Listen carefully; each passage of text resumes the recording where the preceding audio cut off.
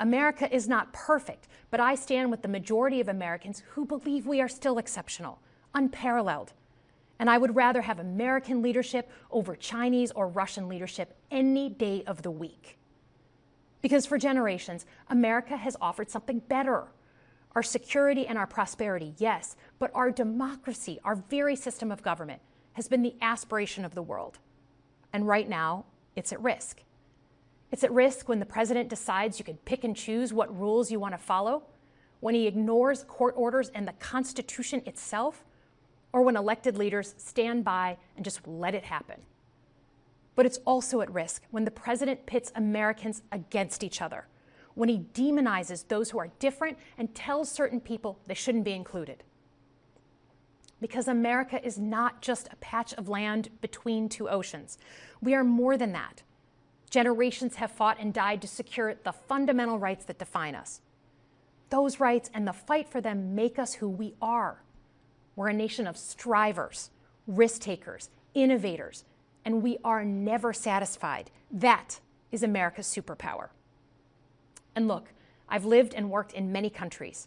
I've seen democracies flicker out. I've seen what life is like when a government is rigged. You can't open a business without paying off a corrupt official. You can't criticize the guys in charge without getting a knock at the door in the middle of the night. So as much as we need to make our government more responsive to our lives today, don't for one moment fool yourself that democracy isn't precious and worth saving. But how do we actually do that? I know a lot of you have been asking that question. First, don't tune out. It's easy to be exhausted, but America needs you now more than ever. If previous generations had not fought for this democracy, where would we be today? Second, hold your elected officials, including me, accountable. Watch how they're voting. Go to town halls and demand they take action. That's as American as apple pie. Third, organize.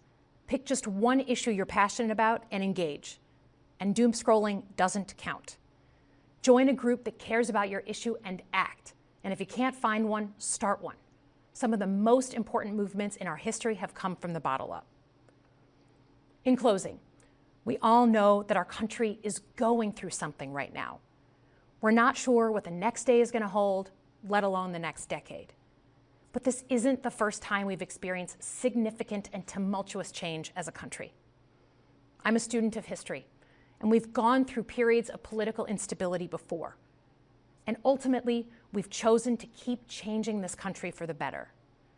But every single time, we've only gotten through those moments because of two things: engaged citizens and principled leaders. Engaged citizens who do a little bit more than they're used to doing to fight for the things that they care about, and principled leaders who are ready to receive the ball and do something about it. So thank you tonight for caring about your country. Just by watching, you qualify as engaged citizens. And I promise that I and my fellow Democrats will do everything in our power to be the principled leaders that you deserve. Good night, everyone.